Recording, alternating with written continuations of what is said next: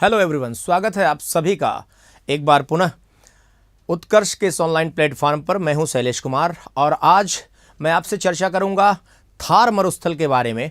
जो थार मरुस्थल हमारा है उसके बारे में कुछ महत्वपूर्ण जो जानकारियां हैं वो मैं आपसे साझा करूंगा, जो आपको चाहे एग्जाम के दृष्टिकोण से देखें और चाहे आप जानकारी के दृष्टिकोण से देखें, दोनों दृष्टियों से आपके लिए काफ़ी महत्वपूर्ण हो सकती हैं। तो थार जब हम बात करते हैं तो भारत, आप जानते हैं कि जो भारत हमारा देश है वो भौतिक दृष्टिकोण से काफ़ी विविधतापूर्ण देश है। हालांकि सांस्कृतिक और अन्य दृष्टियों से भी काफ़ी विविधतापूर्ण है, लेकिन भौतिक दृष्टिकोण से विविधतापूर्ण होना इसको अन्य विविधताओं के लिए भी क्या है, काफ़ी कुछ कह लीजिए उसके लिए जिम्मेदार है। तो भारत में जैसा कि आप यहाँ देख पा रहे होंगे कि भारत के उत्तर पश्चिम हिस्से में और पाकिस्तान के दक्षिण पूर्वी हिस्से में ये आप देख रहे हैं कि थार मरुस्थल का विस्तार है। और ये मरुस्थल लगभग 2 लाख वर्ग किलोमीटर क्षेत्र में, लगभग 2 लाख वर्ग किलोमीटर क्षेत्र में अगर बात करें तो कितना, लगभग 2 लाख वर्ग किलोमीटर क्षेत्र में फैला हुआ है। ध्यान दीजिएगा, जब हम मरुस्थल की बात करते हैं तो आखिर मरुस्थल से तात्पर्य क्या है? मरुस्थल से तात्पर्य मरुभूमियों से है। लीस्ट प्रोडक्टिविटी, जहां उत्पादकता क्या है, न्यूनतम उत्पादकता होती है। और सामान्य तौर पर आप देखें जो मरुस्थल हैं वहां उनका एक मापन है कि मरुस्थल में मुख्यतः 25 सेंटीमीटर से भी कम वार्षिक वर्षा होती है। तो एक मानक आप ऐसा समझिए कि वर्षा, जो वार्षिक वर्षा है यहाँ, औसत वार्षिक वर्षा, मरुस्थल से तात्पर्य ही है वर्षा की कमी। तो औसत वार्षिक वर्षा जो है, औसत वार्षिक वर्षा 25 सेंटीमीटर से भी कम, 25 सेंटीमीटर से कम, 25 सेंटीमीटर से कम। हालांकि पिछले कुछ दिनों में अभी हम आपसे चर्चा करेंगे कि यहाँ जो वर्षा है उसमें कंपैरेटिवली कुछ वृद्धि, मानसूनी वर्षा में कुछ वृद्धि देखी गई है। अब अगर अब थार की बात करें तो जैसा आप यहाँ देख सकते हैं कि ये भारत के उत्तर पश्चिमी हिस्से में, खासकर पश्चिमी हिस्से में स्थित है। और इसका जो लगभग थार मरुस्थल है, इसका जैसे 2 लाख वर्ग किलोमीटर क्षेत्र है, तो लगभग 60% जो क्षेत्र है वो भारत में है, भारत के राजस्थान राज्य में। राजस्थान जो भारत का सबसे बड़ा राज्य है, और जो बाकी जो हिस्सा है वो पाकिस्तान में पड़ता है। अब ये जो हिस्सा आप देख रहे हैं कि जो निर्माण हुआ है मरुस्थल का, उसमें आप देखें कई सारे कारण जिम्मेदार माने जा सकते हैं। जैसे आप देखिए यहाँ अरावली पर्वत के पश्चिम लगातार आप बढ़ते जाएंगे तो आपको ये मरुस्थल मिलेगा। तो यहाँ एक तो जो दक्षिण पश्चिम मानसूनी पवने हैं, दक्षिण पश्चिम जो मानसूनी पवने, वो आप देख सकते हैं कि ये अरावली के समानांतर आगे बढ़ जाती हैं, और जब तक ये टकरा कर ऊपर की तरफ नहीं उठेंगी तब तक वर्षा की गुंजाइश जो है कम हो जाती है। तो यहाँ ये पैरेलल निकल जाती हैं साउथ वेस्ट मानसूनी विंड, इसलिए भी इस क्षेत्र में वर्षा नहीं होती। दूसरी बात यह है कि बंगाल की खाड़ी से जो शाखा आती है मानसून की, वो शाखा यहाँ पहुँचते पहुँचते उसमें नमी एकदम कम हो जाएगी, यहाँ तक उसका प्रभाव नगण्य रह जाएगा। इसके अलावा अगर आप देखें तो एक और कारण है, आप देखें उसको कि जैसे जो मानसूनी जो वर्षा है, मानसून का आगमन भारत में क्या होता है, भारत में मानसून का आगमन लगभग 1 जून को केरल के तट पर, लेकिन यहां तक आते आते यानी सबसे बाद में मानसून का आगमन, मानसून जून जुलाई अगस्त सितंबर 4 महीनों में भारत में माना जाता है दक्षिण पश्चिम, तो उसमें भी सबसे बाद में आगमन यहां। और यहां आते आते आप जान लीजिए कि ये 15 जुलाई तक पूरा कवर करने में लगभग 15 जुलाई तक के आसपास का समय लग जाता है। तो एक तो अवधि यहां कम हो गई, सबसे बाद में आ रहा है। दूसरे पैरेलल निकल गया। तीसरे वापस जो मानसून का निवर्तन होता है, जिसको हम रिट्रीटिंग मानसून कहते हैं, मानसून का वापस लौटना, वो भी आप देखेंगे यही है। यानी इसी हिस्से से मानसून सबसे पहले वापस क्या है, पीछे हटता है, क्योंकि बहुत तेजी से सितंबर के बाद तक बहुत तेजी से यहाँ तापमान में गिरावट बहुत ज़्यादा हो जाती है, हाई प्रेशर डेवलप होने लगता है, और यहाँ से वापस क्या है, पवनें चलने लगती हैं, जिसको हम रिट्रीटिंग मानसून कहते हैं। तो वही कहावत है कि देर से आना जल्दी जाना, और इस वजह से कुल जो अवधि है बहुत कम हो गई और वर्षा बहुत कम। तो ये है। बाकी आप देखेंगे एक जलवायु कारण भी है। कहा जाता है कि पहले ये जो आप सिंधु नदी देख रहे हैं पाकिस्तान में इधर बहते हुए अरब सागर में गिरती है, पहले कंपेटिवली है और इधर थार की तरफ से, यानी पहले ये इसकी तुलना में और पूरब की तरफ बहती थी, लेकिन जब इंडियन प्लेट और यूरेशियन प्लेट के टक्कर के समय की बात है कि एक माना जाता है ऐसा कि पोटवार पठार एक है पंजाब में, पोटवार पठार, उसके उत्थान के कारण कहा जाता है कि सिंधु थोड़ा सा शिफ्ट हो गई और पश्चिम की तरफ। तो यानी जो नदियों का प्रवाह क्षेत्र था, क्योंकि ये काफ़ी कुछ जलोढ़ मैदान की तरह है, तो नदियों का जो प्रवाह क्षेत्र था वो हट गया, उसका भी एक कारण यानी माना जा सकता है इसके शुष्क होने में। क्लियर। अब ये तो बात हो गई कि आखिर मरुस्थल का निर्माण यहाँ क्यों हुआ। बाकी इसके अतिरिक्त जो उपोष उच्च वायुदाब पेटियों का निर्माण हो, तो पेटियों का प्रभाव होता है, वो भी इन क्षेत्रों पर देखा जा सकता है। अब ये तो हो गई। इसके बाद आप एक बात और समझें कि जो थार मरुस्थल आप देख रहे हैं, ये थार मरुस्थल दुनिया का सबसे घना बसा हुआ, दुनिया का सघनतम, क्या बात करते हैं, विश्व का सबसे घना बसा मरुस्थल। कई एग्जाम में भी यह प्रश्न पूछा गया, विश्व का सबसे घना बसा हुआ मरुस्थल, विश्व का सबसे घना बसा हुआ मरुस्थल। ठीक, यानी पॉपुलेशन डेंसिटी क्या है, प्रति वर्ग किलोमीटर रहने वाले व्यक्तियों की संख्या अन्य मरुस्थलों की तुलना में यहां ज्यादा है। और ये मान के चलिए आपकी लगभग 16 मिलियन लोगों का, लगभग 16 मिलियन लोगों का ये घर है, ये क्षेत्र है, ये कहा जा सकता है। तो हाईली जो डेंसली पॉपुलेटेड है, अगर आप उसमें मरुस्थलों की तुलना में देखेंगे तो ज़्यादा ये घना बसा है, ये भी इसके बारे में एक बात है। अगर आप देखें यहाँ को जो जनजीवन है वो काफ़ी कुछ आपको नज़र आएगा कि जैसे आप देखिए इस चित्र को तो आपको समझ में आएगा। यहाँ जो वनस्पतियाँ होंगी, वो वनस्पतियाँ जो हैं वो पूरी तरह से आप देखिए जिसको हम बोलते हैं जीरोफाइट्स। क्या बोलते हैं, यहाँ जो वनस्पतियाँ हैं उनको जीरोफाइट्स कहते हैं, मरूदभिद्ध कहते हैं, मरूदभिद्ध वनस्पतियां,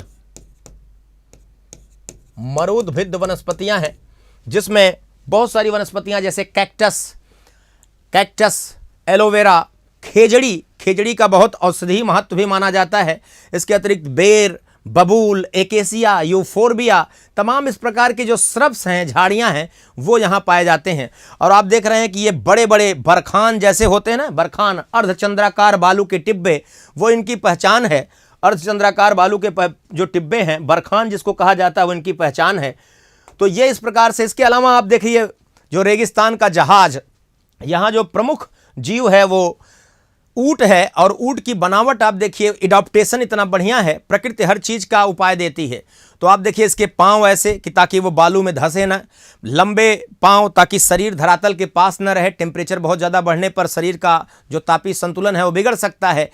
और ये पानी एक बार पीकर काफ़ी लंबे समय तक स्टोर कर सकता है, और लंबे समय तक ताकि उसको यूटिलाइज कर सकता है।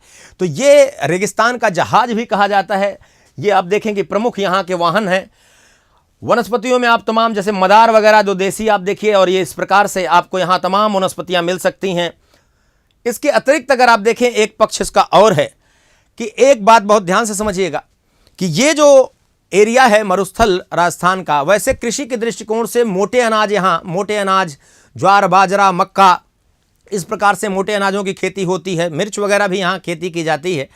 हालांकि जब से इंदिरा गांधी नहर से सिंचाई हुई तब से वो पूरा का पूरा कमांड एरिया जो है उसमें गेहूं का उत्पादन, दलहन, तिलहन, तमाम इन सब का भी उत्पादन बढ़ा है। लेकिन आप देखें सबसे महत्वपूर्ण बात, तो ये तेल भंडार के लिए ये बहुत बड़ा क्या है, ये पेट्रोलियम का एक बहुत बड़ा क्षेत्र है भारत में। अगर आप राज्य के दृष्टिकोण से देखें, जैसे अगर आप बॉम्बे हाई क्षेत्र को छोड़ दें जो कि एक अपतटीय क्षेत्र है, तो अगर राज्य की दृष्टि से देखें तो जो बाड़मेर सांचौर बेसिन है, जैसे आप देखें इसमें बाड़मेर सांचौर बेसिन, बाड़मेर सांचौर, यहाँ इसमें आपको हम बताना चाहेंगे बाड़मेर सांचौर बेसिन, बाड़मेर से लेकर सांचौर बेसिन, ये पेट्रोलियम के लिए बहुत ही प्रसिद्ध क्षेत्र है। और राज्य के स्तर पर सबसे प्रमुख तेल उत्पादक राज्य भारत का इस समय यही है।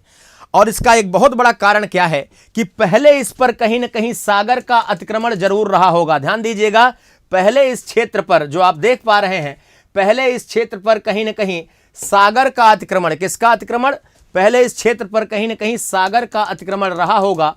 और ये कच्छ वाला क्षेत्र जो दलदली है उसको देखकर ये लगता भी है कि बहुत बाद तक अभी यहाँ सागर का विस्तार था, जो पीछे पीछे धीरे धीरे हटा है। क्योंकि तेल वहीं पाया जा सकता है जहां कहीं न कहीं छिछली सागरी दशाएं रही हों, क्योंकि वहां उसी दशाओं में हाइड्रोकार्बन और जो सूक्ष्म समुद्री जीवों से पेट्रोलियम का निर्माण होता है। तो ये बहुत महत्वपूर्ण एस्पेक्ट है इसका कि यहाँ कभी न कभी सागर का विस्तार जरूर रहा होगा। अगर आप इस बात को समझें, तभी सांचौर और बाड़मेर जो बेसिन हम बात कर रहे हैं, इसका प्रमुख तेल उत्पादक क्षेत्र है। यहाँ बहुत प्रमुख कुएं, जैसे सबसे प्रमुख जो कुआं है वो मंगला, तेल का कुआं, मंगला, ऐश्वर्या, रागेश्वरी, भाग्यम, तमाम तेल के कुएं हैं। तो इस प्रकार से ये हमारे लिए आर्थिक दृष्टिकोण से बहुत ही महत्वपूर्ण क्षेत्र है। तो राजस्थान, बाकी कल्चरली अगर आप देखें तो अरावली के जो पश्चिम का हिस्सा है राजस्थान का, काफ़ी कुछ उसमें देखिए मारवाड़ी प्रकार की कल्चर। कैसा कल्चर? मारवाड़ी कल्चर जो अरावली है, अरावली के इधर दो है, मारवाड़ी कल्चर का काफ़ी विस्तार है। मारवाड़ी कल्चर, मारवाड़ी कल्चर, और इधर की तरफ मेवाड़ी कल्चर, इधर की तरफ जो मेवाड़ी संस्कृति है, मेवाड़ी संस्कृति, उसका विस्तार पाया जाता है। तो इस प्रकार से आप देखें कि काफ़ी कुछ यहाँ जो अरावली है वो एक प्रकार से संस्कृतियों का विभाजन भी करती है। तो राजस्थान का ये बहुत ही महत्वपूर्ण क्षेत्र। और एक बात और महत्वपूर्ण ये है कि जब ये रेगिस्तान तपता है, जो आप देख रहे हैं, जब ये रेगिस्तान तपता है और जितना अधिक तपता है, जितना अधिक यहाँ लो प्रेशर सेंटर का डेवलपमेंट होता है, जितना अधिक यहाँ निम्न वायुदाब का विकास, लो प्रेशर जितना यहाँ डेवलप होगा, उतना ही भारतीय मानसून के लिए बेहतर होगा, क्योंकि उतना ही हिंद महासागर से दक्षिण पश्चिम मानसूनी पौने भारत की तरफ आएंगी। तो कह सकते हैं कि ये तप कर खुद तपता है, लेकिन पूरे भारत को मानसून की फुहारों से ओतप्रोत करने में बहुत महत्वपूर्ण भूमिका निभाता है। इसलिए रेगिस्तान को रेगिस्तान खाली मत समझना, अपने अंदर कल्चर को समेटे हुए है, अपने अंदर संसाधन को समेटे हुए है, खासकर पेट्रोलियम का बहुत बड़ा भंडार। और इसके साथ साथ आप देखिए कि ये जो पूरा का पूरा क्षेत्र है, वो क्षेत्र एक प्रमुख, आप कह लीजिए कि जो एक अलग क्षेत्र बनता है, यानी भौतिक विविधता के दृष्टिकोण से। एक हमारे पास पर्वत है, पठार है, मैदान है, तो हमारे पास मरुस्थल भी है। तो मरुस्थल है कहने के लिए मरुस्थल, लेकिन ये कई मामलों में हमें पूरा भी करता है। तो ये आपके संदर्भ में रहा, और आप जरूर इस पर अपनी राय दीजिएगा कि ये पूरी जानकारी समग्र आपको कैसी लगी, ये पूरा दृष्टिकोण। तो आप अगर हमसे जुड़ना चाहते हैं, उत्कर्ष से जुड़ना चाहते हैं, और आप अपने कॉन्सेप्ट को बेहतर बनाना चाहते हैं, बहुआयामी तरीके से बेहतर तैयारी करना चाहते हैं, तो आपके लिए उत्कर्ष ढेर सारी सौगात ले आया है नए वर्ष पर। तो आप देखिए, यहां आप देख पा रहे हैं कि न्यू ईयर ऑफर, जो कि 28 दिसंबर से 3 जनवरी तक ये चलने वाला है। और इसमें अधिकतर जो भी हमारे यूपीपीसीएस के सभी ऑनलाइन कोर्सेज पर 90% तक का डिस्काउंट दिया जा रहा है। साथ ही अगर आप प्राइम कोर्सेज ले रहे हैं तो उसमें एक्स्ट्रा 10% आपको दिया जाएगा, कूपन कोड उसके लिए अप्लाई करना पड़ेगा। और इसके अलावा एक्स्ट्रा 10% आपको मिलेगा अगर कोर्स की वैधता बढ़ा रहे हैं आप, तो आपको अतिरिक्त 10% उस पर मिलेगा। ये भी इंपॉर्टेंट बात। इसके अलावा बहुत सारी सौगात उत्कर्ष आपके लिए लेके आया है, जैसे यूपीपीसीएस फाउंडेशन बैच है, लाइव फ्रॉम क्लासरूम। ये आप देख सकते हैं, स्टैंडर्ड इसकी फीस 10,000 और ये प्राइम फीस आपकी 18,500। आप ये देखें कि इसमें तमाम बैच की सुविधाएं हैं जो आपको प्राप्त होंगी। आप इसको देख सकते हैं, इस सुविधा का लाभ ले सकते हैं। यूपीपीसीएस अर्जुन 4.0 बैच है हमारे पास, ये बहुत ही महत्वपूर्ण है, लाइव फ्रॉम स्टूडियो, और ये स्टार्ट हो रहा है 6 जनवरी से। आप इसमें भी इनरोल कर सकते हैं। इसके अतिरिक्त हमारे पास इसमें तमाम सुविधाएं जो बैच की हैं वो अलग से हैं। और जनरल स्टडीज के संदर्भ में फाउंडेशन बैच, इसमें live from classroom English medium में देख रहे हैं आप। ऑफर प्राइस इसका 10,000 है, आप इसका भी लाभ ले सकते हैं। बैच की विशेषताएं आप देख सकते हैं। आंसर राइटिंग बैच, आप अपने उत्तर लेखन को और बेहतर और सटीक बना सकते हैं, जो मुख्य परीक्षा में बहुत कारगर होती है। तो इसमें आप देख सकते हैं ये 5500 मात्र इसमें आपको अवेलेबल है, इसको भी ध्यान दे सकते हैं। बैच की बहुत सारी विशेषताएं हैं हमारी, जो भी अत्याधुनिक चीज़ें आपको प्रोवाइड कराई जा रही हैं। ये भी आप देख सकते हैं, यूपीपीसीएस मेंस बैच है, लाइव फ्रॉम स्टूडियो, 6 जनवरी से स्टार्ट हो रहा है और ऑफर प्राइस मात्र 3200 रुपये की है, उसको आप देख सकते हैं। यहाँ भी बहुत सारी सुविधाएं आपको दी गई हैं। साथ ही टेस्ट सीरीज में आपको मात्र 2000 ऑफर प्राइस है हमारा। इसमें आपको टेस्ट सीरीज और कुल 16 टेस्ट प्रोवाइड कराए जाएंगे, जो आपकी तैयारी को और बेहतर कर सकते हैं। फाउंडेशन बैच है UPPCS RO foundation batch live from classroom batch, जिसकी ऑफर प्राइस है मात्र 3,000 रुपया। इसकी बहुत सारी विशेषताएं हैं। और इसके अलावा मेगा बैच है जिसमें पीसीएस और यूपीएससी फाउंडेशन बैच है, लाइव और रिकॉर्डेड क्लासरूम प्रोग्राम है। ये ऑफर प्राइस आपको 9,000, यहाँ से भी आप लाभ ले सकते हैं। इसमें बहुत सारी सुविधाएं आपको दी गई हैं अलग से। यूपीपीसीएस और यूपीएससी का प्रीलिम्स मेगा बैच लाइव और रिकॉर्डेड क्लासरूम ये मात्र 5,000 में। इसकी भी बहुत सारी विशेषताएं हैं। और इस प्रकार से नए साल में आपके लिए उत्कर्ष ढेर सारी सौगात लेकर आया है। पढ़ाई को सब तक पहुंचाने के लिए, शिक्षा को और सरल बनाने के लिए और सुविधाजनक बनाने के लिए उत्कर्ष लगातार तत्पर रहता है। पूरी टीम एक गुणवत्तापूर्ण क्वालिटी और कंटेंट के साथ आपके साथ जुड़ी गई। आप अच्छी तरह से परख भी चुके होंगे, तो आप जुड़ें और इसका लाभ लें। और ढेर सारी शुभकामनाएं एडवांस में आप सभी को नए वर्ष की ढेर सारी शुभकामनाएं। बहुत बहुत धन्यवाद।